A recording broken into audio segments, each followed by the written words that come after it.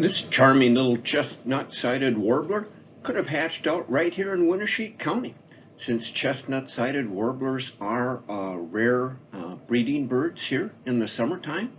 But most chestnut-sided warblers nest further north across Wisconsin and Minnesota and even into southern Canada, where they prefer kind of thicket habitat or regenerating forests. So they aren't fond of really mature forests, but again, kind of dense cover.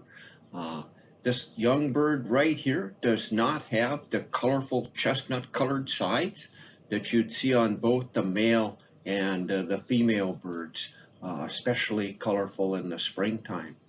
This little guy right here is probably going to spend the winter in Panama and then come back here again next spring.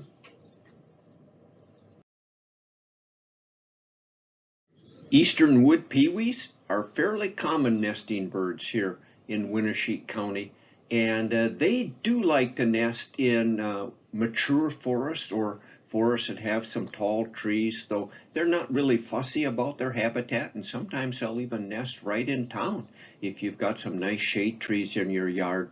They do prefer areas that maybe have some water, a pond or a stream nearby, and they're in the flycatcher family, so usually water bodies have good hatches of bugs, and they'll perch on a dead snag like you see right here and then fly out and grab a bug, come back, sit, and then just kind of repeat that process till they're full. Notice the kind of dark, dusky vest on the breast of this bird right here that helps distinguish it from some other similar flycatchers that we'll see.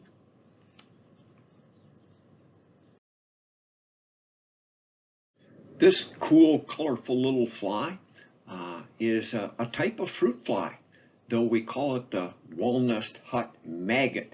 And that's because if you've ever broken open a walnut when they are ripe and starting to turn black, you kind of break that husk open, you'll see those little white maggots inside. Well, that's the larva of this fly right here. And females kind of bore a hole into the husk while it's still green and lay their eggs in there. And then when the eggs hatch out, the larvae eat the husk material.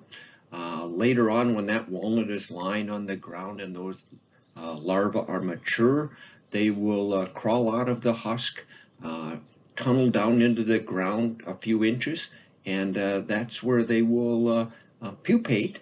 And then next summer, about the time that the walnuts are ripening, adults emerge out of the ground and look for more walnuts to lay their eggs on. Notice on this fruit fly right here, the banding on its wings kind of spell out the word if in capital letters there. So that's one of their ID clues.